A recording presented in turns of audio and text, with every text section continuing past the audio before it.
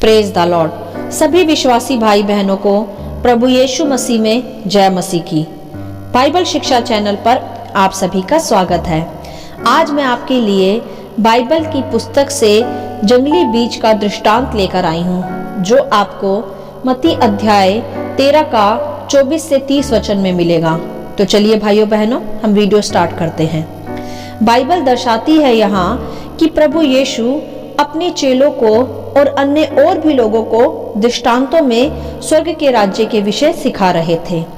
तब वहां प्रभु यीशु ने एक दृष्टांत दिया और कहा कि स्वर्ग का राज्य उस मनुष्य के समान है जिसने अपने खेत में अच्छा बीज बोया, पर जब लोग सो रहे थे तो उसका शत्रु आकर गेहूं के बीज के साथ जंगली बीज बोकर चला गया।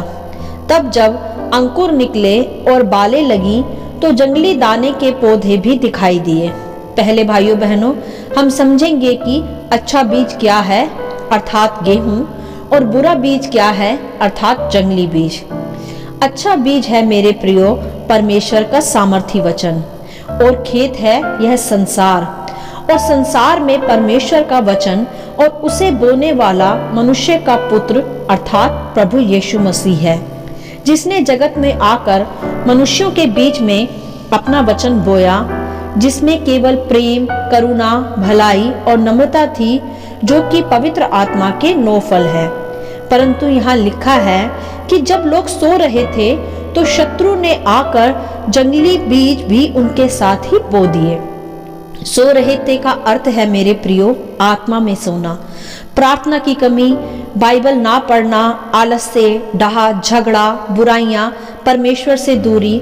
जब मनुष्य इस अवस्था में आ जाता है मेरे प्रियो, तब परमेश्वर को जानते हुए तो शत्रु जो कि शैतान है, वह उन मनुष्यों में जंगली बीज को बो जाता है, जो कि संसारिक बातें हैं, जैसे व्यभिचार, लीला क्रीड़ा, झूठ, पाप, चोरी, हत्या इत्यादि, जो मनुष्यों को केवल नाश की ओर ले जाता है। और शैतान को अवसर भी मनुष्य ही प्रदान करता है प्रार्थना की घटी के कारण, कि वह उनके जीवनों पर फिर नियंत्रण रखे।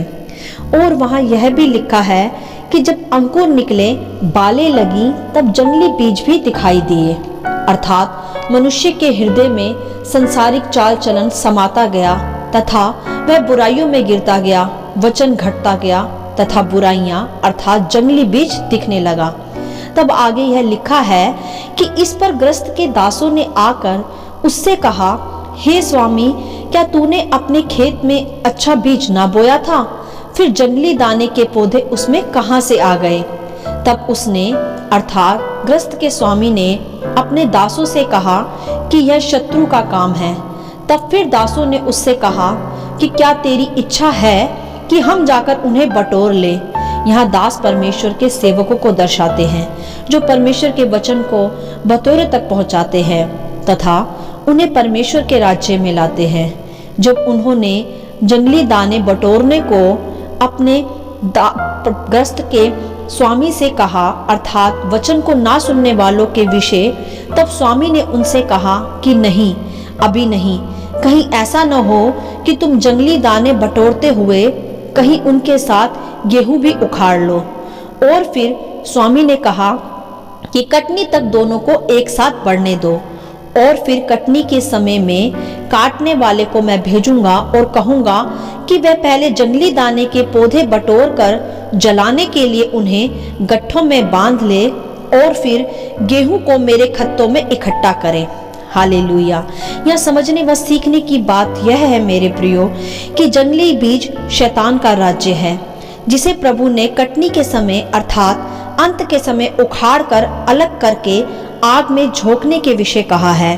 और जो काटने वाले हैं वह हैं स्वर्गदूत, जो कि अंत के समय जंगली बीजों और गेहूं के बीजों को अलग अलग करेंगे, अर्थात दुष्ट की संतान और परमेश्वर की संतान को अलग अलग करेंगे। और फिर दुष्ट की संतान को आग के कुंड में डाला जाएगा, जहां रोना तथा दांत पीसना होगा। और फिर धर्मी जन, जो परमेश्वर का राज्य है, उन्हें परमेश्वर के खत्तों में इकट्ठा किया जाएगा, जहां फिर उनके लिए धर्म का सूर्य उदय सदा रहेगा।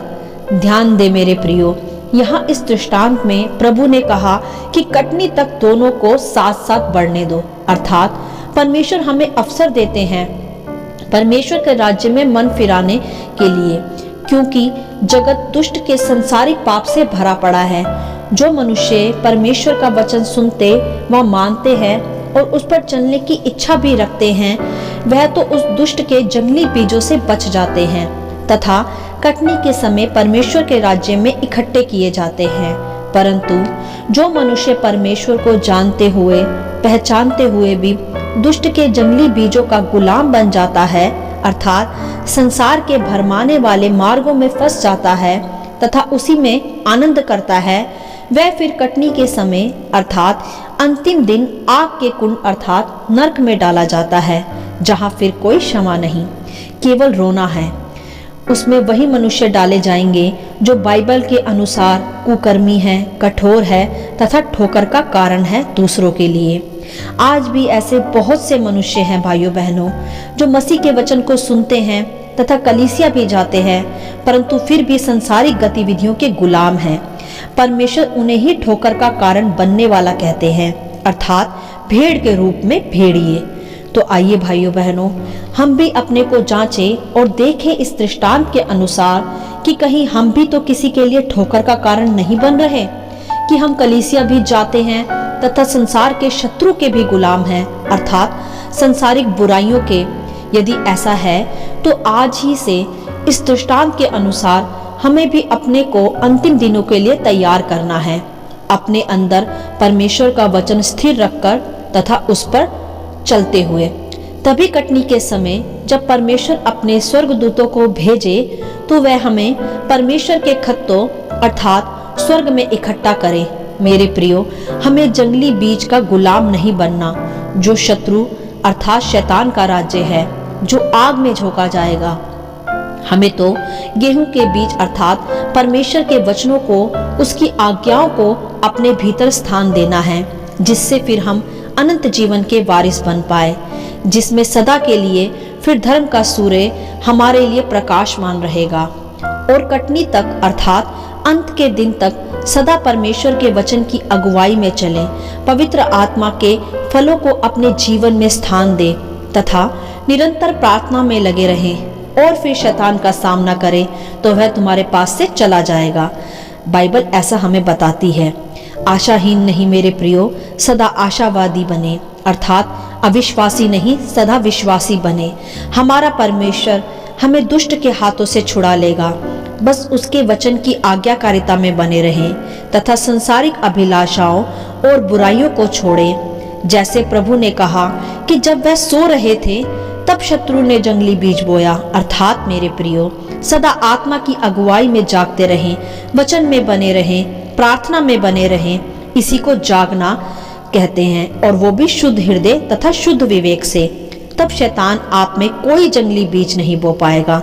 जब हम प्रार्थना में तथा बाइबल में से दूर हो जाते हैं या वचन को अपने जीवन में कोई स्थान ही नहीं देते, अर्थात वचन की आज्ञाकारिता में बने नहीं रहते, तो फिर हम शैतान को अवसर देते हैं कि वह हमारे जीवनों में जंगली बीज बो दे और हमारे जीवनों पर फिर नियंत्रण रखे। तो ध्यान दे मेरे प्रियो, सदा जागते रहो और सचेत रहो कि शैतान के जलते हुए तीरों का सामना कर सको और फिर परमेश्वर के राज्य के अधिकारी बनो तथा अनंत काल का राज्य भोगो, जो हमें निरंतर प्रार्थना में बने रहने से, आत्मा की अगुवाई में चलने से और वचन का प्रकाशन अपने हृदयों में रखने से मिलेगा। हालेलुया। आशा करती हूँ इस दृष्टांत का संक्षिप्त विवरण आप सभी को समझ में आया होगा। परमेश्वर आपको अपनी पवित्र आत्मा की भरपूरी से सदा भरता रहे। आप इन्हें दूसरों के साथ भी बांट सकते हैं, क्योंकि हमारे प्रभु यीशु मसीह की यही इच्छा है।